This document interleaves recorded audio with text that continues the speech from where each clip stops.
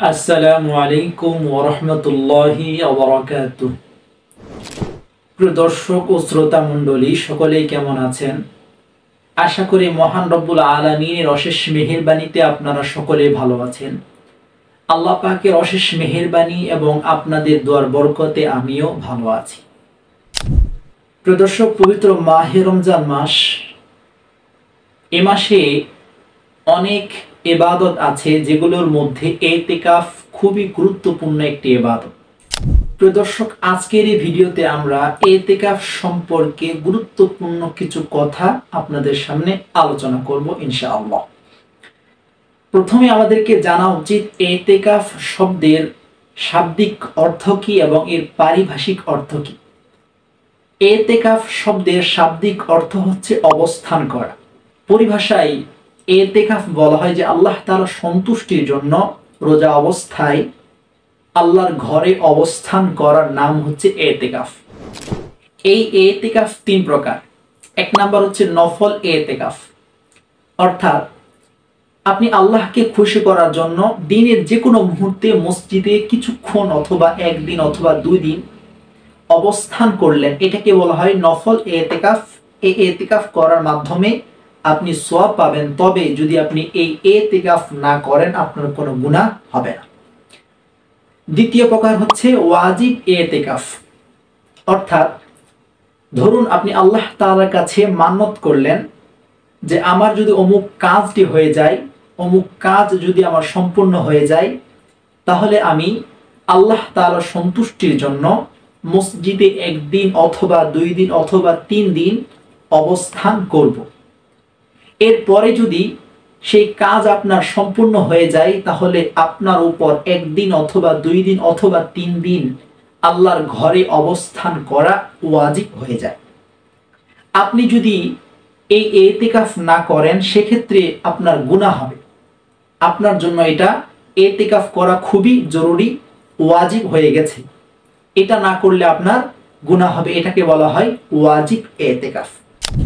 আরেক প্রকার ইতিকাফ হচ্ছে সুন্নতে মুআক্কাদা, যেটা সাধারণত রমজানের শেষ দশকে হয়ে থাকে। প্রিয় দর্শক, আল্লাহ নবী সাল্লাল্লাহু আলাইহি ওয়াসাল্লাম রমজানের শেষ দশকে ইতিকাফ করতেন, যার কারণে এটা উম্মতে মুহাম্মাদের জন্য সুন্নতে মুআক্কাদা হয়ে যায়।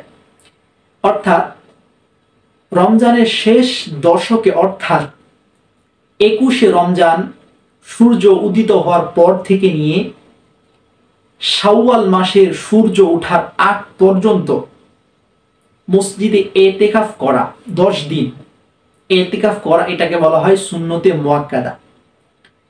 এই ইতিকাফ সুন্নতে মুআক্কাদায়ে কিফাইয়া, তার অর্থ হচ্ছে যে যদি কোনো এলাকায় একজন অথবা 2 জন অথবা একাধিক মানুষ এর কেউ যদি এই ইতিকাফ না করে, এই ইতিকাফ করা থেকে বিরত থাকে, তাহলে এই ইতিকাফ বাদ দেওয়ার কারণে এলাকার প্রতিটি মানুষের গুনাহ হবে।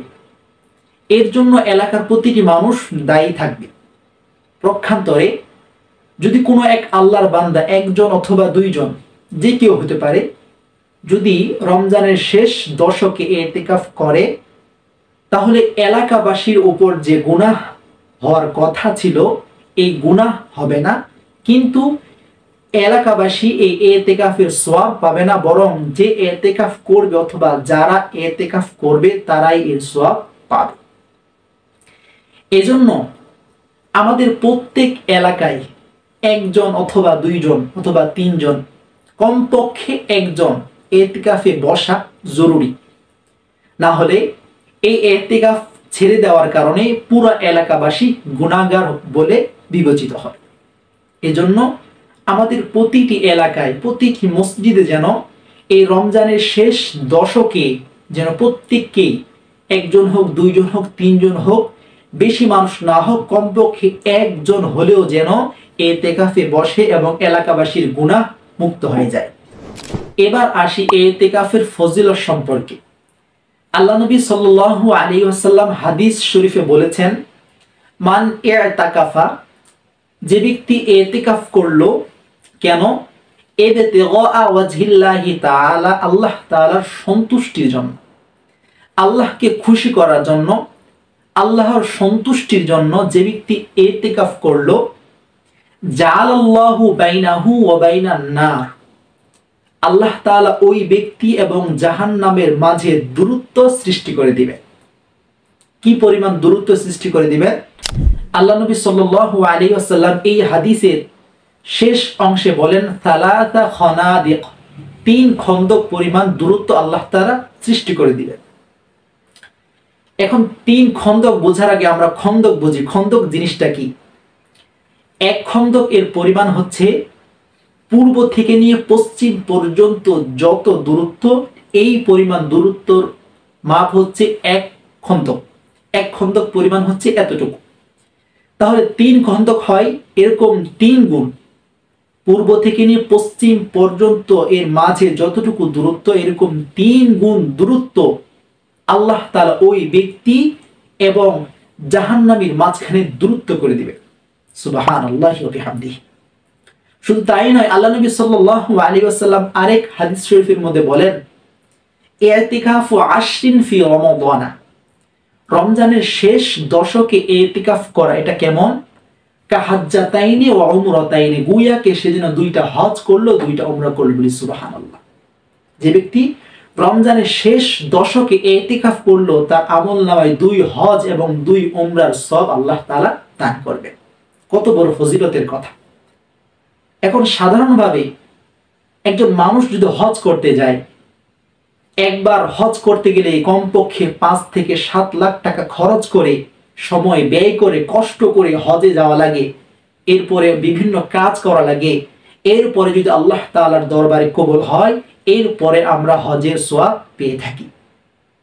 কিন্তু কোনো ব্যক্তি যদি চায় যে আমি হজের সওয়াব কামাই করব, তাহলে রমজানের শেষ দশকে সে যদি আল্লাহকে খুশি করার জন্য রমজানের শেষ দশকে ইতিকাফ করে, আল্লাহ তাআলা তার আমলনামায় 1টি নয় বরং 2টা হজ এবং 2টা উমরার সওয়াব দান করবেন। সুবহানাল্লাহ। একটা মানুষ 1 বছর নয় 2 বছর হজ করতে গিয়েছে, টাকা পয়সা খরচ করে হজ করতে গিয়েছে। তার হজটা কবুল হলে সে 2 হজ অথবা 2 উমরার সওয়াব পাবে। কিন্তু কোনো ব্যক্তি যদি আল্লাহকে খুশি করার জন্য রমজানের শেষ দশকে এক রমজান মাসে রমজানের শেষ দশকে যদি ইতিকাফ করে, তাহলে আল্লাহ তাআলা তার আমলনামায় 2টা হজ এবং 2টা উমরার সওয়াব দান করবেন। বলি সুবহানাল্লাহ। শুধু তাই নয়, ইতিকাফের ফজিলত সম্পর্কে আল্লাহ নবী সাল্লাল্লাহু আলাইহি ওয়াসাল্লাম আরো অনেক হাদিস শরীফে উল্লেখ করেছেন। ইতিকাফ যদি আমরা কেউ করে, রমজানের শেষ দশকে কেউ যদি ইতিকাফ করে, এই ফজিলত তো পাবেই, তার পাশাপাশি তার ভাগ্যে শবে কদর, লাইলাতুল কদর পেয়ে যাওয়ার সম্ভাবনা থাকবে। কারণ লাইলাতুল কদর কখন থাকে? রমজানের শেষ দশকে বিজোড় রাত্রিতে লাইলাতুল কদরকে তালাশ করার কথা আল্লাহ নবী সাল্লাল্লাহু আলাইহি ওয়াসাল্লাম বলেছেন। তো কোনো ব্যক্তি যদি রমজানের শেষ দশকে যদি ইতিকাফ করা অবস্থায় মসজিদে থাকে, মসজিদে সে যদি অবস্থান করে, তাহলে অবশ্যই তার ভাগ্যে লাইলাতুল কদর পেয়ে যাবে। এজন্য আমরা চেষ্টা করি, প্রত্যেকে আমরা চেষ্টা করি ইতিকাফ করার। কমপক্ষে আমাদের এলাকা থেকে যেন একটা মানুষ হলো ইতিকাফে বসে, এটার জন্য আমরা চেষ্টা করব। আল্লাহ তাআলা সকলকে কথাগুলো বুঝার এবং আমল করার তৌফিক দান করুক। আমিন।